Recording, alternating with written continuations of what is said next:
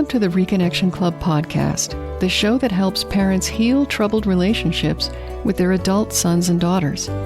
I'm your host, psychotherapist Tina Gilbertson. Each week, I'll offer you compassion, clarity, and personal development tips designed to help you reconnect, not only with your child, but with yourself. Now let's get started.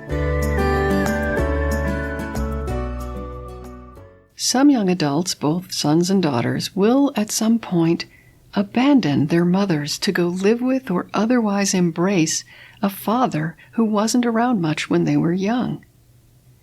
I have heard of this happening a lot.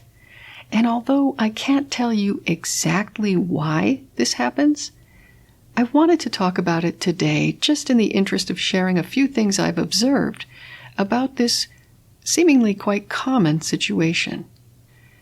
And the first is that it is common. If you raised your children as a single parent and now one or more of them is turning his back on you and running into the arms of your ex who wasn't around when the kids were growing up, you're not alone by a long shot.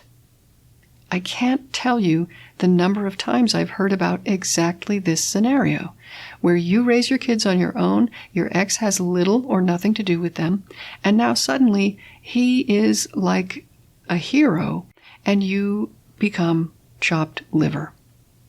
It's excruciating from the point of view of the rejected parent. It's usually a mom who is in this position, but I'm sure it could also happen the other way around. It's just that single mothers are statistically still more common than single fathers, so it's more likely to be a woman who raised her kids on her own, and more likely to be the father who comes out of the shadows and into a young adult's life. So I'm mostly going to talk about moms today, but if you're a dad and your child has dumped you for your ex, you can take everything I'm going to say as applying to your situation as well. That's the first thing I wanted to share, is that your experience is not as weird or unique as it may seem. It is, in fact, something that happens to many single mothers when their kids approach or reach the age of maturity. Some meaningful percentage of single moms will experience this peculiar type of rejection by at least one of their children. The second thing I want to say about this situation is that from the outside looking in, it doesn't seem to be as personal as it may feel to you as the rejected party. Because I think that in most cases, at least the cases that I've been exposed to, it doesn't seem to be about the mom's personal qualities as much as it has to do with the needs of the adult child and her relationship with her father, who, again, may have been mostly absent during her childhood. Of course, it feels extremely personal for the mom who's left behind. As a single parent, you may have enjoyed a very close bond with your kids. You know each other so well after all those years of making a home and a life together. So if your child is now wanting to move in with her dad, or suddenly wants to spend all her time with him and wants nothing to do with you, how could that not feel personal? But think about what your child might have been silently or secretly or even unconsciously missing during those years of growing up with just a mom, and they may have been very happy years with plenty of love and laughter. Still, both sons and daughters can miss having what I'll call dad energy around them. They might have felt personally rejected by their dad if he didn't come around much or didn't invite them into his life after you two parted. And although you gave everything you had to give to your children, you couldn't give them dad energy. Or if you are a dad, you couldn't provide the mom energy that they didn't get if their mom wasn't around. Your child's desire to experience the other parent doesn't necessarily have anything to do with you, either as a parent or a person.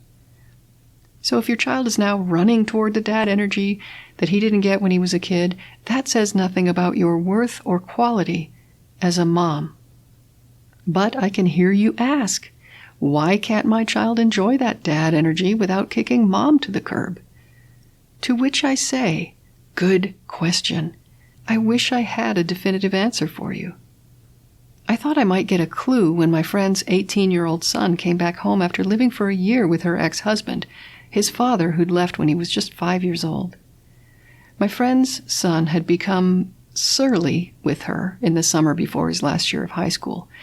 Back then, everything she did seemed to irritate him, and he just came across as being constantly annoyed by her.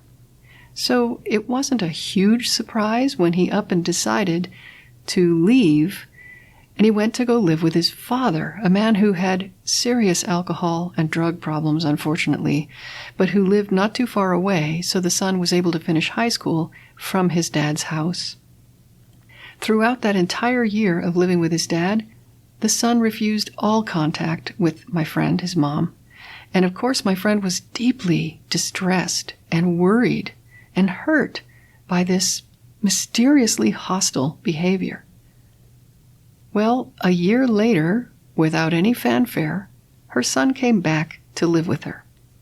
He just showed up one day, apparently tired of the particular dad energy that he'd been exposed to. My friend took him in without hesitation, of course, but she did ask him, what was all that about?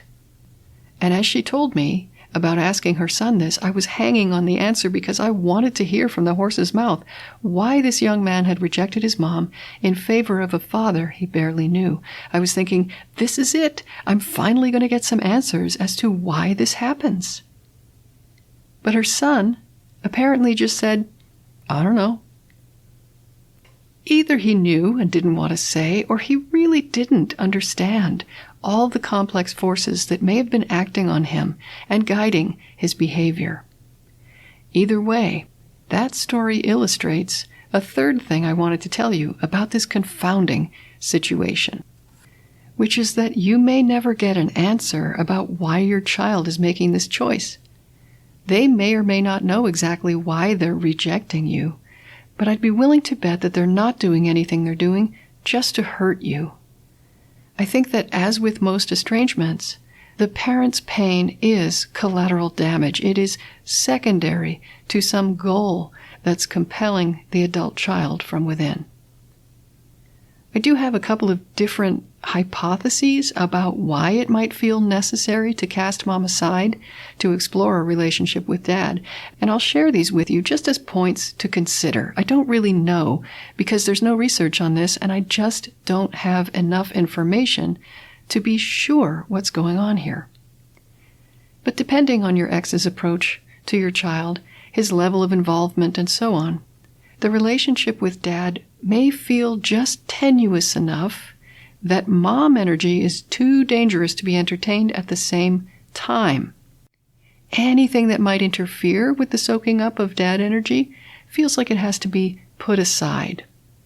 This may be even more true if dad seems to need total loyalty or exclusivity in order to engage with the child. Dad, in this case, has to see that the child is no longer attached to mom, and so it's safe for him to get close. I think this could be a factor even if the breakup between the parents wasn't particularly hostile, but there's been little communication between you for years. It may just be awkward for dad to engage with the child if mom is also in the picture. If there was hostility in your breakup, the child may perceive that he has to choose between mom and dad. If he wants to pick up some dad energy now, his only choice feels like it is to abandon mom, at least while he's exploring this new relationship with dad. Another hypothesis involves sheer mental energy. I imagine it takes tremendous mental and emotional energy and attention to approach a relationship with a long-lost parent. Your adult child may not have even an ounce of attention left over to invest in your relationship right now. All of her focus is concentrated on navigating this new development with her father. Whatever the reason your child has temporarily left for your ex, knowing this is something that happens to many people may help you not take it so personally. And knowing that your child can go and explore that relationship and come back to you when he's done with that initial exploration phase can help you stay calm in the face of his absence. Your relationship with your child doesn't dissolve just because he's turned his attention elsewhere for the moment. Pulling on your child to stay close right now is not the best way to deal with the pain of what's happening. The more you pull, the more rejected you're likely to feel. Instead, trust that your relationship has a firm foundation for her to come back to, and use this time to get to know yourself again. Focusing on what your child is doing won't bring her back sooner. Your focus on her will only distract you from important personal work that may want to take place. This might be the first time you've been on your own in a long time. Who are you when you're not actively parenting? What other skills, talents, or aspects of yourself do you appreciate? What other rejections or abandonments have you experienced in your life that need your compassionate attention to heal? Emotional healing takes time that you've been given while your child explores this other relationship. Use this time productively. Consider working with a local therapist to uncover any burdens of grief or other difficult feelings. All of us carry emotional burdens into adulthood with us, and those burdens don't heal spontaneously on their own. They just get heavier over time, and they keep getting triggered by new burdens until we consciously and actively address them. When your estranged adult child is ready to re-engage with you, let him be pleasantly surprised to find a fuller, more healed version of you waiting with open arms. Until next time, remember that you are a loving, lovable, and still growing human being, so please take good care of yourself. Bye for now. If you've enjoyed this episode of the Reconnection Club podcast, I invite you to check out reconnectionclub.com. The Reconnection Club is for parents at any stage of estrangement from their adult, child, or children. So whether you've just realized there's trouble between you, you've been living with estrangement for years, or you're newly reconciled but still walking on eggshells, the Reconnection Club is your essential resource for information, support, and continued personal growth. With our courses and workshops, expert interviews, monthly Q&A calls, and a friendly, active community, the Reconnection Club is a wonderful place to be for anyone suffering the pain of estrangement from an adult, child, or children. So check it out at reconnectionclub.com.